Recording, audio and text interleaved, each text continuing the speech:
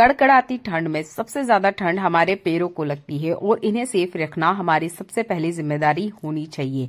बहुत ही काम की यूजफुल टिप बताने वाली हूँ, प्लीज वीडियो को एंड तक वॉच कीजिएगा। देखिए, ठंड शुरू होते ही सबसे पहले जो ठंडक लगती है वो हमारे पैरों को लगती है। अगर आप अपने पैरों का ध्यान नहीं देते हैं तो आप कितना ही स्वेटर, जैकेट, मफलर क्यों ना पहन लें, आपका जो शरीर है वो ठंडा का ठंडा ही रहेगा। देखिए, हम जहाँ रहते हैं वहां बर्फ नहीं गिरती है, पर बहुत सारी जगह ना बर्फबारी भी होती है, जिसकी वजह से ये जो पैर होते हैं सुन्न हो जाते हैं। तो आप यहाँ पर कुछ टिप देख सकते हैं जिन्हें आप अप्लाई करेंगे तो आपके पैर हमेशा ही गर्म रहेंगे। पहला तो एक टिप है जो कि बहुत ज्यादा वायरल है और ये 100% वर्क भी करता है कि आप पैरों में पॉलिथीन पहन लीजिएगा। पर आप जानते होंगे कि जब हम पॉलिथीन पहनते हैं तब भी हमारे पैर ठंडे रहते हैं, क्योंकि जैसे ही इससे बर्फ टच होगी या कुछ भी टच होगा तो ये वापस से ठंडे हो जाएंगे। तो आप कोशिश कीजिएगा पॉलिथीन के ऊपर आप एल्यूमिनियम फॉइल पेपर का इस्तेमाल करें। आपके पैरों में से हल्की हल्की सी जो गर्माहट होती है वो निकलती रहती है। नॉर्मल हम इंसान हैं तो 36 डिग्री इतना टेम्परेचर हमारी बॉडी का होता है, तो हल्की हल्की गर्मी हमारे पैरों में से बाहर आती रहती है। तो इसे कवर करने के लिए, यानी कि जो आपके पैरों में से गर्मी बाहर आ रही है उसे कवर करने के लिए आप एल्यूमिनियम फॉइल पेपर का इस्तेमाल करें। आप कोशिश कीजिएगा पॉलिथीन के ऊपर ही इसे पहने, डायरेक्ट ना पहने, क्योंकि बहुत नाजुक होता है ये एल्यूमिनियम फॉइल पेपर, तो ये टुकड़े में टूट जाता है।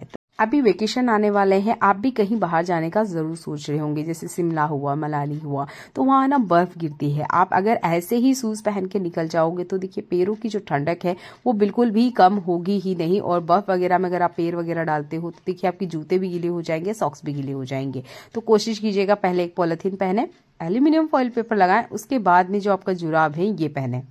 अगर गलती से आपका जुराब गीला हो भी जाता है पानी की वजह से या बर्फ की वजह से, तब भी आपको ना एकदम से जो ठंडक होती है वो नहीं लगेगी। और इस वक्त आपको पैरों को बिल्कुल बचा के रखना चाहिए, जो कि इससे ठंड लगते हुए डायरेक्ट हमारे दिमाग में पहुंचती है और दिमाग की जो नसें होती है वो सुन्न हो जाती है। तो देखिए, जैसे मैं आपको दिखा रही हूँ बिल्कुल सेम आप ऐसे ही कीजिएगा। अच्छे से बड़े से कवर कर लीजिएगा। अगर आपको ऐसा लगता है कि मुझे ये पहनने में कंफर्टेबल नहीं है, मुझे नहीं पहनना अच्छा लग रहा है, तो जरूरी नहीं है कि आप इसे अप्लाई करें। आप दूसरी टिप भी देख सकते हैं, वह टिप भी आपके बहुत ज्यादा काम आएंगे। ये एक सिंपल सा तरीका है जिसे आप अपना सकते हैं, क्योंकि ये जुगाड़ू टिप है, इसमें आपका कोई पैसा खर्च नहीं होता है। आपके पास जुराब भी होंगे, पॉलिथीन भी होगा और एल्यूमिनियम फॉइल पेपर भी होगा। इसका यूज करते हुए आप अपने पैरों को कवर कर सकते हैं। अब अगर आप ऐसे नहीं करना चाहते हैं तो एक और तरीका है, आप ये निकाल दीजिएगा, जैसे मैं भी आपको निकाल के बता रही हूँ। अगर आपके पास एल्यूमिनियम फॉइल पेपर नहीं है तब भी आप इस टिप का यूज कर सकते हैं। तो मैं फिलहाल में एल्यूमिनियम फॉइल पेपर निकाल रही हूँ। ये जो पॉलिथीन है ये हमें ऐसे नहीं पहनना है। पहले आप जुराब पहन लीजिए, इसके बाद में आप इसके ऊपर पॉलिथीन पहन सकते हैं, जैसे मैं आपको दिखा रही हूँ। अगर थोड़ा सा आपको पानी का काम है, आंगन वगैरह में जाना है और आप अभी जुराब नहीं निकालना चाहते हो, तो आप ऐसे ऊपर से पॉलिथीन भी पहन सकते हो और आपका जो काम है वो इमरजेंसी में निकल जाएगा। आपके जो जुराब है वो गीले नहीं होंगे, क्योंकि इतना ज्यादा ठंडक है कि ये जुराब भी ना जल्दी से सूखते नहीं है। तो आप ये पॉलिथीन ऊपर से भी पहन सकते हो, जैसे मैंने आपको दिखाया, आप अंदर से भी पहन सकते हो। दोनों में ही आइडिया में जो आपको अच्छा लगता है वो आप यूज कीजिएगा। देखिए, जो घी होता है इसकी प्योरिटी चेक करना बहुत जरूरी है, क्योंकि इसमें जितनी मिलावट होती है शायद ही मुझे लगता है किसी और चीजें मिलावट होती होगी, क्योंकि बहुत ज्यादा महंगा भी आता है। तो यह 2 तरह के घी है मेरे पास। तो पहले मैंने गर्म पानी लिया है, ये एक घी है जो कि मैंने कंटेनर में निकाल लिया है। अभी के टाइम में एक बहुत वायरल टिप चल रही है, जिसमें हल्के गुनगुने पानी में आपको घी डाल के देखना है, चम्मच से ऐसे मेल्ट करना है। अगर घी मेल्ट होता है तो घी प्योर है, अगर मेल्ट नहीं होता है इसका मतलब घी में मिलावट है। तो देखिए, एक सिंपल सी बात है कि जो घी है वो पानी में डालते ही, हल्के गुनगुने पानी में डालते ही वो मेल्ट होगा। हाँ, नॉर्मल टैप वाटर में अगर आप डालते हो तो हो सकता है उसमें जो दाने हैं वो आपको पानी के ऊपर तैरते हुए दिखाई दे। तो ये जो एक वायरल टिप अभी वायरल हो रही है, इसमें थोड़ा सा गड़बड़ है कि देखिए, आप गर्म गुनगुने पानी में मत डाल के देखिएगा, आप ठंडे पानी में डाल के देखिएगा। मैंने अभी आपको गर्म पानी में डाल के दिखाया और ये देखिए दोनों ही घी जो है वो पिघल चुके हैं। तो ऐसे पता करना बहुत मुश्किल है, आप नॉर्मल टैप वाटर में चेक करके देखिएगा। अगर आपका घी मेल्ट हो जाता है तो प्योर है, नहीं मेल्ट होता है, दाने हैं या लम्स पड़ रहे हैं तो वो प्योर नहीं है। ये एक तरीका हुआ है। एक और तरीका मैं आपको बताती हूँ, ये उससे भी ज्यादा आसान है। आपके पास जो भी घी है वो ले लीजिएगा। तो ये जो जार में घी है इसे मैं थोड़ा सा हाथ पे आपको लगा के दिखा रही हूँ। ये देखिए, थोड़ा सा आपने इस तरीके से लेना है बिल्कुल मैं वीडियो कट नहीं कर रही हूँ, आप ध्यान से देखिएगा कि जैसे ही मैंने इसे हाथ पे रखा ये घी मेल्ट नहीं हो रहा है। घी बिल्कुल भी मेल्ट नहीं हो रहा है, हो भी रहा है तो बहुत धीरे धीरे हो रहा है। हमारे हाथों में से जो हमारे बॉडी का टेम्परेचर जैसे कि मैंने बताया आपको 36 डिग्री होता है, तो इतनी गर्मी काफी होती है घी को गर्म होने के लिए। पर अभी आप देख सकते हो ये घी गर्म नहीं हो रहा है, या जो घी है वो मेल्ट होना स्टार्ट नहीं हुआ है, यानी कि इस घी में मिलावट है। ये एक बहुत ही आसान तरीका है आपको घी को पहचानने का। अगर आप घी खरीद भी रहे हो तो आप हाथों हाथ ये चीज वहां करके भी देख सकते हो कि आप थोड़ा सा घी इस तरीके से हाथ में ले लीजिएगा, एक ड्रॉप इतना भी ले सकते हो, और इस तरीके से चेक कीजिएगा कि अगर आपका घी मेल्ट नहीं हो रहा है तो इस घी को प्लीज ना खरीदें, क्योंकि घी भी बहुत ज्यादा महंगा आता है। ये देखिए मैं हाथों से इसे चला के बता रही हूँ आपको। इसके बाद भी आप देखिए ये दाने दाने जैसा हो रहा है, पर ये पिघल नहीं रहा है, ये घी पिघल नहीं रहा है, इसका मतलब ये घी में मिलावट है। अब मैं आपको साइड में एक और घी बताती हूँ, ये अमूल का घी है। थोड़ा सा घी हम इसे लेते हैं और इसे हाथ पे रखते हैं। यहाँ पे भी मैं वीडियो को कहीं कट नहीं करूंगी, और आप देखिएगा जैसे ही मैंने घी को हाथ में लिया ये घी मेल्ट होना स्टार्ट हो गया है। ये खुद से फिसल के नीचे की तरफ आ रहा है। कुछ ही सेकंड्स का यहाँ टाइम लगा, मुझे बहुत ज्यादा टाइम भी नहीं लगा, और जब भी हम घी वगैरह खरीदते हैं तो इतना टाइम तो हम दे ही सकते हैं। ये देखिए घी मेल्ट होना स्टार्ट हो गया है। तो घी खरीदने से पहले प्लीज ये सावधानी जरूर रखें। और देखिए जैसे ही आप हल्के से हाथों पे चलाओगे ये देखिए घी पूरी तरीके से लिक्विड में बदल चुका है। कोई लम्स कोई दाना इसके अंदर आपको देखने को नहीं मिल रहा है। उम्मीद करती हूँ यह टिप आपको सबसे ज्यादा पसंद आए होगा, तो प्लीज वीडियो को लाइक और शेयर जरूर करें। ऐसा ही अगला यूजफुल टिप मेरा चप्पल से जुड़ा हुआ है। देखिए जो चप्पल वगैरह हम पहनते हैं विंटर सीजन में, इसके बाद भी हमारे पैरों को बहुत ज्यादा ठंडा लगता है। तो मैंने इससे पहले एक वीडियो अपलोड किया था, डिस्क्रिप्शन बॉक्स में मैं उसका लिंक भी दे दूंगी, आप उस वीडियो को जरूर देखिएगा। ये जो चप्पल आप देख रहे हो कपड़े वाले, ये मैंने आपको बनाना बताया था।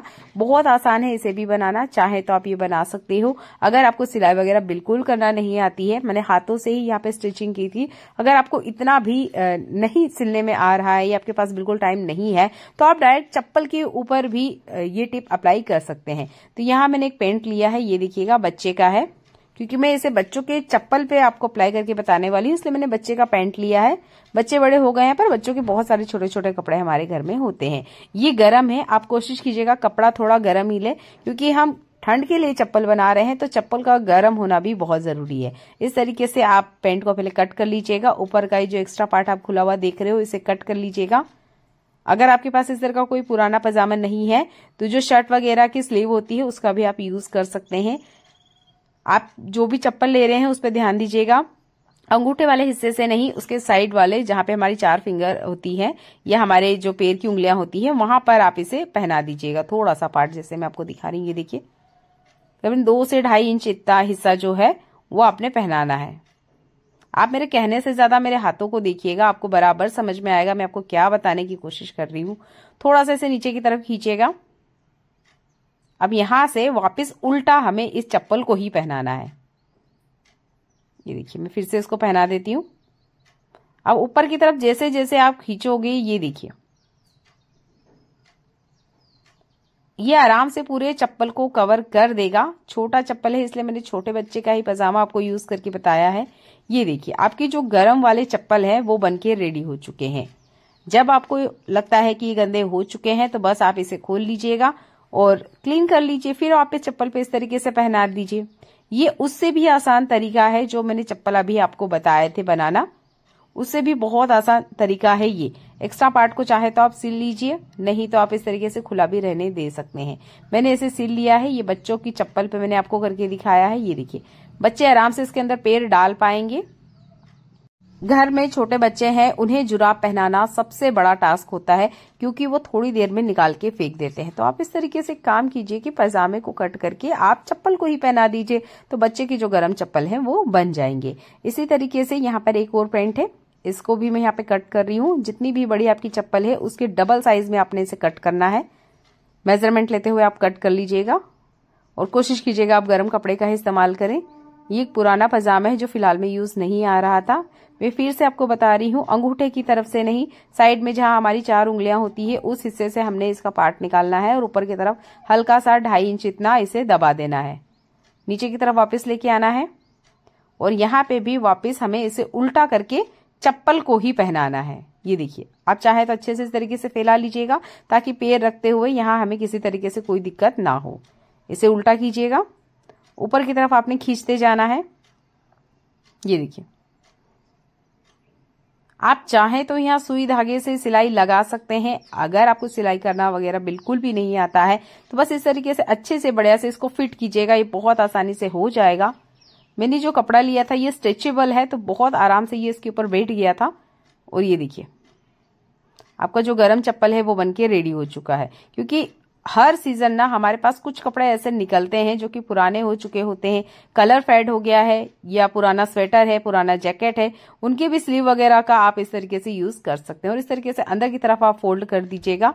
यहाँ पे देखिए मैंने बिल्कुल सिलाई भी नहीं लगाई है और ये जो चप्पल है हमारी गरम बनके रेडी हो चुकी है।